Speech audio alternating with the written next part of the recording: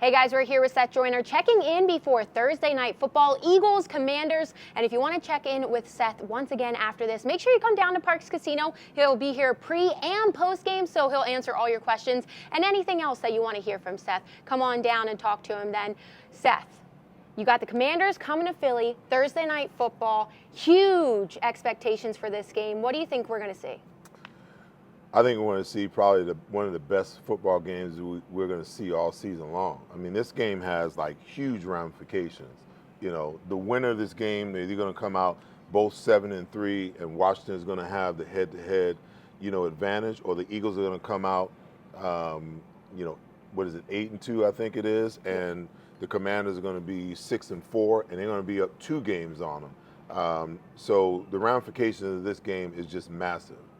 Do you think that it's going to come down more for the offensive style game or defense? I think a little bit of both. There are some things about the Commanders that work in the Eagles' favor. The Commanders, offensively, I think they rank 5th or 4th rushing, and the Eagles are ranked, in the top 5, in rush defense. Obviously, that's going to be a big deal. Now, the Eagles, they also rank, I believe, like 6th or 7th, against the pass. And Washington ranks 11th against the pass. They're averaging about 228 yards per game.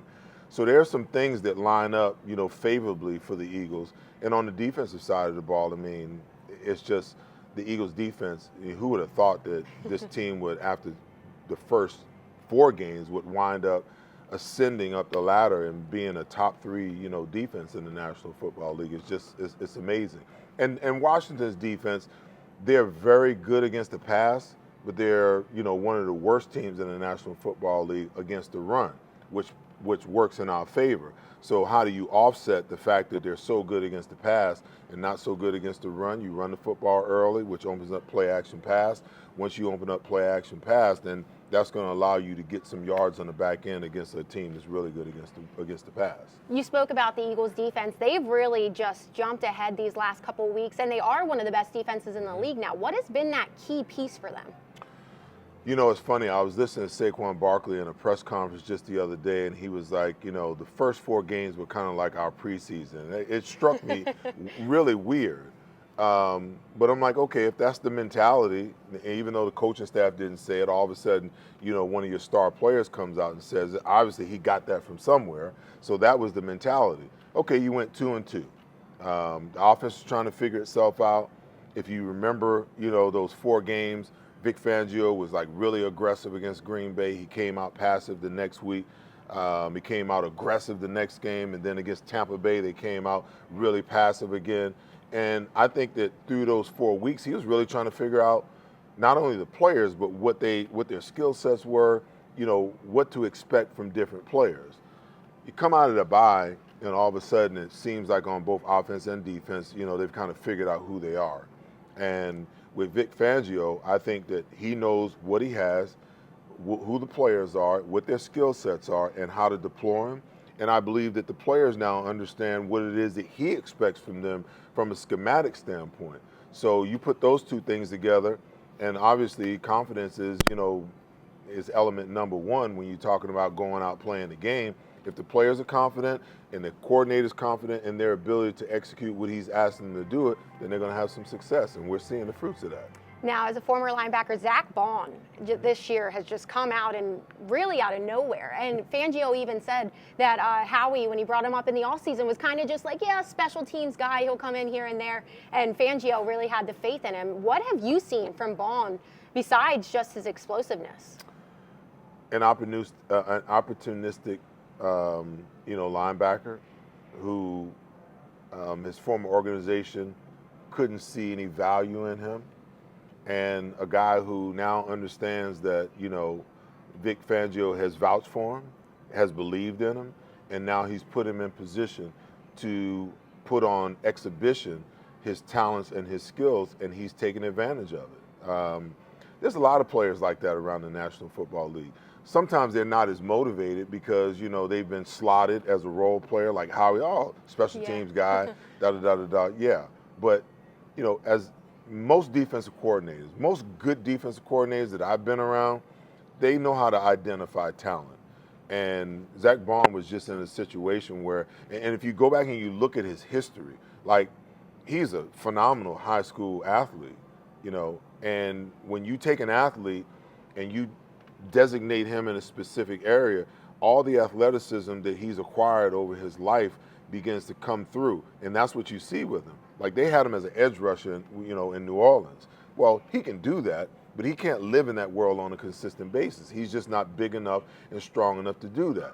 What Vic Fangio did is he brought him in, okay, I got a good off-the-line linebacker. I got a guy that can rush the passer. I got a guy that's fast, got great skill sets, and every once in a while I can walk him down on the edge and play him in our five-man front as an edge rusher. So that versatility is another thing that makes him so valuable.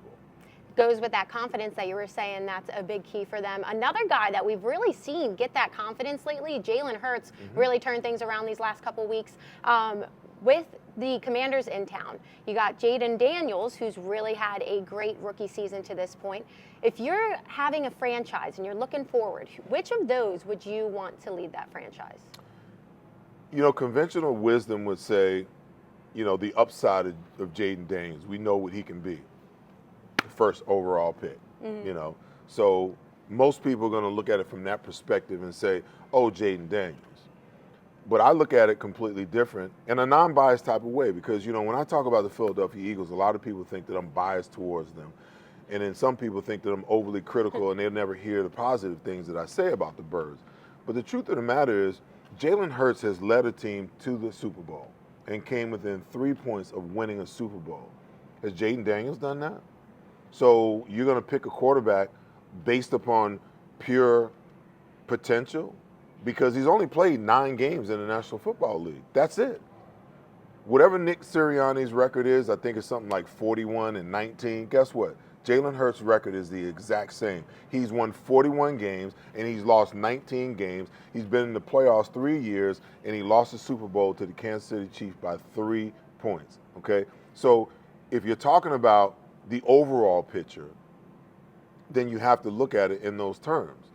Some guys were on ESPN just the other day, and this debate came up, you know, and I believe it's Dominique Foxworth on ESPN said, oh, you know, right now, Jaden Daniels is the best quarterback in the NFC East. And I'm like, what? The guy's played 9 games. You know, we crown these guys after 9 games, and they haven't, like, he hasn't had, you know, Dak hasn't been great in the playoffs, but Dak has had some hell of a years, okay?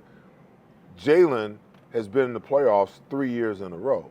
Jalen's played in the Super Bowl. This kid still got, you know, he's still wet behind the ear, you know? So let's kind of pump the brakes when we start making these comparisons because we don't know what kind of, you know, reversion could take place at any time where all of a sudden it's not going right. You know, he's not making the right reads, he's not making the right decisions. To this point, he's done everything right. But some adversity at some point in time has to kick in.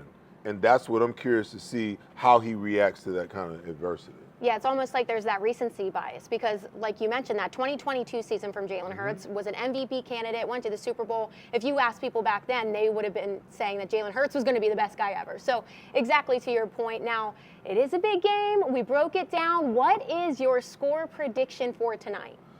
I think it's going to be a tight game because I think there's going to be some touch and go on both sides. You know, both offenses will have some success. I think that Vic Fangio does a really good job of adjusting on the fly.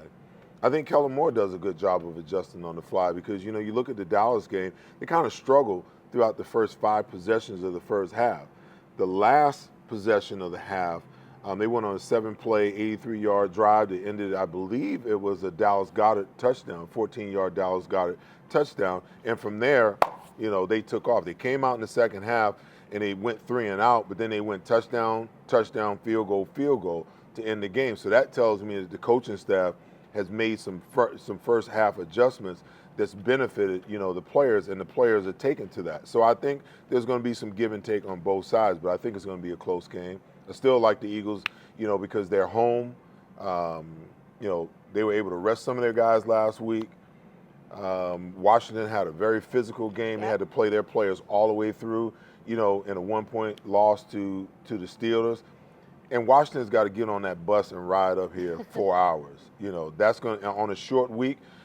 Give me the Eagles on a late Jake Elliott field goal, 28-25. Ooh, I like it. Okay, we'll see. Don't forget, guys, if you have any questions for Seth, you want to just come out support, you can catch Seth at pre and post game here at Parks Casino in the Bet Park Sportsbook. So check it out. Come say hello and go Birds.